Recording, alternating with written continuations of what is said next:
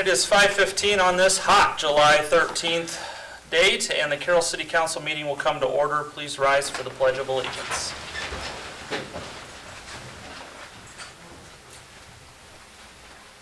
I pledge allegiance to the flag of the United States of America and to the republic for which it stands, one nation, under God, indivisible, with liberty and justice for all.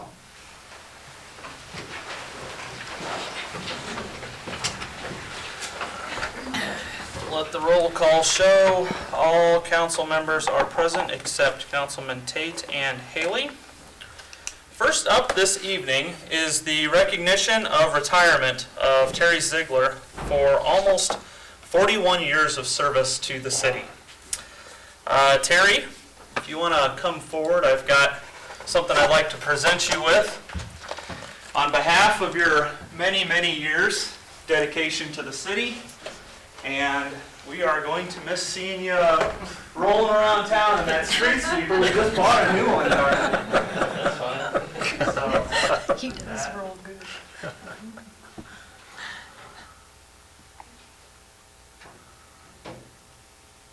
we appreciate it.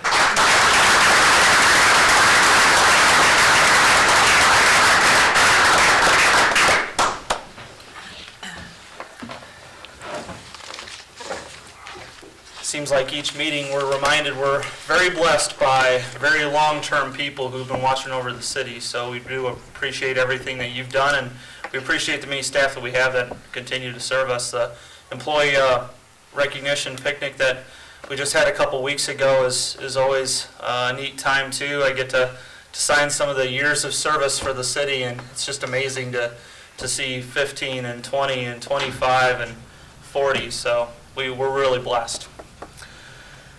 Next, we have the consent agenda, which includes the approval of minutes of the June 22nd, 27th, and July 6th meetings, approval of bills and claims, a new 5-day class beer permit, including wine coolers with outdoor service to Carroll Chamber of Commerce and Connect Young Professionals for Carroll Fest on August 8th, the renewal of a Class C liquor license with Sunday sales for American Legion Post 7, and a firefighter resignation and appointment. Chief Schreck, do you have some information on that? Yeah, I just passed a little information along on that. Yeah, at our January 1st business meeting of the fire department, we accepted the resignation of Brad Daniel. And Brad had been with us since May of 2013. Very good firefighter, hated to see him leave, but he and his family are moving to the Des Moines area to pursue some other interests.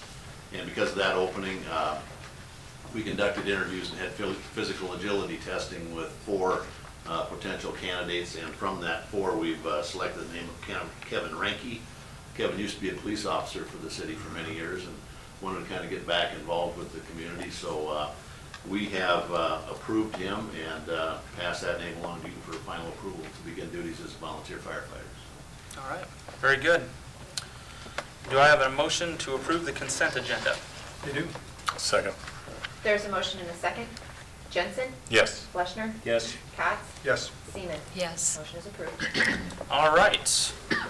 There are no ordinances or resolutions tonight, so we will move into reports. And first up is, We have one resolution that got on the wrong line. oh, you want to shift that up to resolutions? Very good. We can deal with it later if you want to take the other report first. No, let's just go ahead and take that resolution. We'll do the fiscal year 2014-15 year-end transfers. Sorry about not being on the right line. Yeah. So our fiscal year ended on June 30, and this is the time of year where we look at all the transfers that we've prepared and put into the budget, as well as work through the reestimate process. For fiscal 15, our employee benefit levy generated just over $1 million that we can use to pay for employee benefits, including unemployment, FICA, retirement benefits, and medical insurance. What's being proposed in this is to transfer the amount that we have accumulated, or the city has paid eligible expenses in the general fund, as well as road use tax, in the amount of $1,117,828 between those two funds. And that would then, if you recall, the employee benefit levy fund had a beginning balance at the beginning of fiscal 15. We collected some monies through tax collections and then paying the eligible expenses. That will leave roughly a $67,300 balance in that fund to be used in the future for other employee benefits. And then that will also get incorporated into our tax asking for next year for our fiscal 17, when we're trying to figure out how much tax money we will need for employee benefits in the next year. So attached to this resolution, or excuse me, to the memo, is a resolution for our fiscal 15 transfer. I have one correction that needs to be made. If you turn to the resolution on point number 5, it's a transfer from one of our urban renewal funds to the general fund for a loan that we have outstanding. The dollar amount listed in here is $19,812.59. That dollar amount should be $19,812.89. So 30 cents difference. But then that will zero out that fund like I intended to do when we were when we did our budget. So I would ask that we make that correction before we make that, before we approve the resolution. I won't go line item by line item or point by point on what we're doing.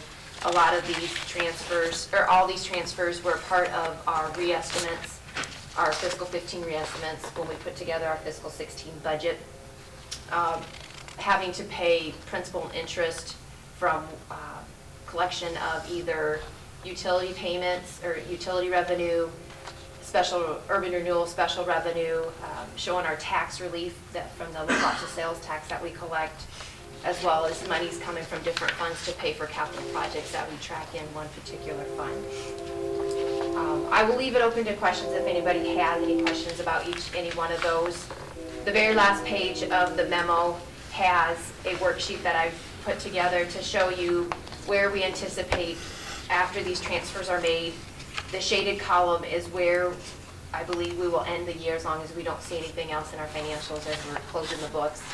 And then the very last column is our June 30, 2015 re-estimated balance that we had when we put together our fiscal 16 budget. So, and then I made some notes about why there were some differences to try to highlight some of those. But I won't, like I said, I won't go fund by fund, but if there is a particular question about anything, I will try to answer it. So in terms of the project and projects that are in the works versus projects that have yet to be done but were approved, or we need to be targeting and looking at, is the re-estimate, or is that number going to be less or more after we complete other projects or purchases? Well, it depends on what particular fund you're talking about and where we're planning to pay for those funds, or pay for that project out of. So we have the capital project funds that I believe, just depending on which fund it is, when we make the transfers and complete the project, then the ideal is the fund balance will be at 0 when those projects are done. But there's numerous projects that are continuously going on in those funds, and so it's almost not likely that they'll ever be 0 as long as we're still doing projects. Right. So, but we're tracking that, so we make sure we have enough funding. When Randy does his projects, he brings memos forth that says, this is our estimate of cost of the project, and here are the different funding sources that we propose to use. And so we follow that information as well, and we get that incorporated into the budget. Okay. Okay. I like the way the information is presented as far as any of the additional details on things like the $255,500 for the project budgeted in 15 to be considered or completed in 16. Those types of notes are helpful. I guess that's where I was kind of coming at from that perspective. Mm-hmm. Any other questions for Laura relating to this?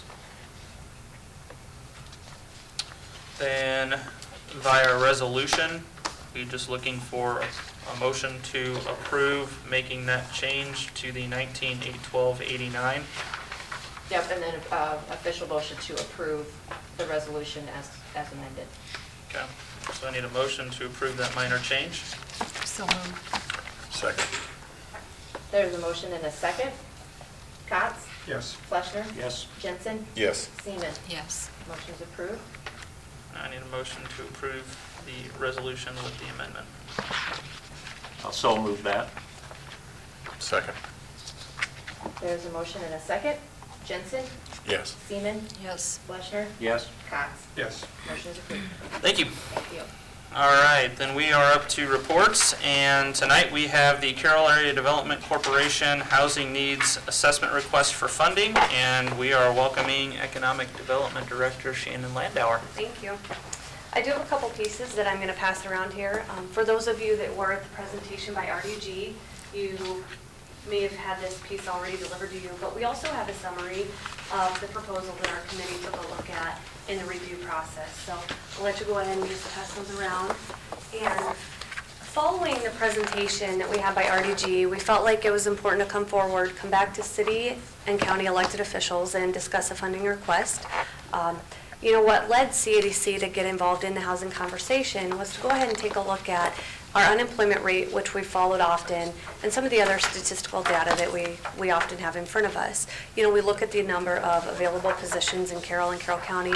Typically, that's running about 180 to 220 positions in Carroll County that are listed with Iowa Workforce Development. And another piece that we often keep track of then is available housing, which through this time that we've covered it, within Carroll County in that workforce housing range of about $120,000 to $200,000, often we're in the neighborhood of 18 to 20 units for purchase. So, you know, in looking at what the needs were and the workforce needs of our major employers when we go out and do our business visitation program, we identified, you know, what those needs and challenges could be related to workforce. We take a look at skills shortages. We also take a look at things such as mentioned, the labor quality, the labor availability. We take a look also at housing, at childcare, at those community amenities that could have some sort of an effect on employment. So we decided to kind of take a look at what other communities our size have done. We've discussed housing assessment for several months now and kind of taken a look at what that can equate to.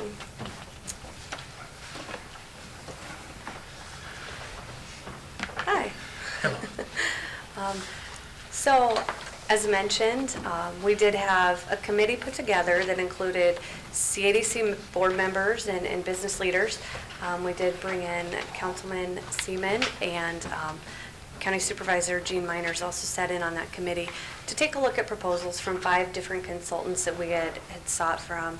And, you know, through those proposals, we identified different processes that were included, different costs, different timelines, and really even incentives and implementation of the program. The committee decided to move forward with RDG Design out of Omaha and Des Moines. That proposal, as I said, you have a summary of some of that in front of you. It came in about $29,800, and the time frame that was put forward was about 6 months to complete the process. There are several attributes that were very important to the committee in terms of the selection process, but some things that really stood out with RDG included having a lot of discussion around visioning and long-term planning for the community. Also, another important piece was backfilling available properties. One example they included, which was pretty neat to see, was an old abandoned airport property. You know, how they turned that into a reuse project and made it available for residential housing. But another thing that really spoke very highly of RDG was the long-term relationships that they built with the communities that they worked in. They weren't just here to provide us with a document to go on the shelf. They wanted to see the long-term implementation strategies and hopefully be invited back into the community for other projects down the road. So as I mentioned, following that decision by the committee, it was decided to go ahead and have RDG come out and be available to answer questions of the leadership of the city, the county, and CADC. We did have some good question and answer and dialogue at that point. I believe all of you guys were able to attend, which was great, and just kind of confirmed that they were the right fit for Carroll and Carroll County. You know, as discussion began on housing, there was some question as to whether it should be a Carroll project, but you know, the reality is that as a Carroll County economy and an organization that represents a county, those commuters and workforce that we pull into Carroll County really do benefit Carroll and the county as a whole. And you know, as we bring people into that locality, each community within Carroll County also has its own unique attributes and even characteristics. So, you know, we want to really explore what opportunity there is, what our existing housing stock is, and then some of the strategies that can be implemented throughout the Carroll County communities. We're pretty excited with the workforce survey process and identification of data, and then the outcome that'll come along with the survey that is completed. So I guess knowing a lot of those things, that there's been a lot of discussion in the past, and you guys have seen other pieces from RDG, but want to open it up to questions. And as was provided in your summary, we are requesting $10,000 in funding from the city to be committed to this process. Saying that, we do anticipate some grant funding. We did identify 3 different sources of funds that could come in to help reduce the cost of the 3 partnering entities. But, until that's confirmed, we just want to move forward with it and make a request of up to $10,000 for the project. So I guess I'll open it up to you guys if you have any thoughts or questions. When were you going to start this? You know, What was they're- your projected start date? They're available at any time. I would anticipate some negotiation and identifying, what exactly we're going to see out of each community, working a little bit to firm up the survey and some of the data that's collected. But I would think we could go ahead and get started, if not the beginning of August, within August. Within August, okay. You mentioned backfill of properties, Right. and how do they identify those? Are you going to bring those to their attention, or? There are standards through the HUD, the federal program, and what they do is they call it a windshield or a drive-by survey, where they drive by each property, residential property, and identify if it's in excellent condition, if it's a stable property that could use a little bit of updating, or if it actually is indeed a property that should probably be demolished. And so that's one strategy, is going to be infill into current and existing lots as a workforce strategy that could be identified. I'm not speaking for them, but oftentimes we'll see some of those dilapidated homes, and identification of programs, maybe it's through Region 12 to do demolition and or a purchase rehab resale program to get that home back up to standard and on the market. Will Region 12 work with them directly, indirectly? They had done their housing study yet. Right. And I would expect that information would be available for them also. Absolutely. Some of what you that talked is- about was in that study. Right. And So they- that has already been provided. The past study has been They've got provided to that. RDG. And Region 12 is also very willing to help out locally with those survey items, or however they can be brought into the process. They're willing to be a partner on it. Okay. Other questions for Shannon? All right.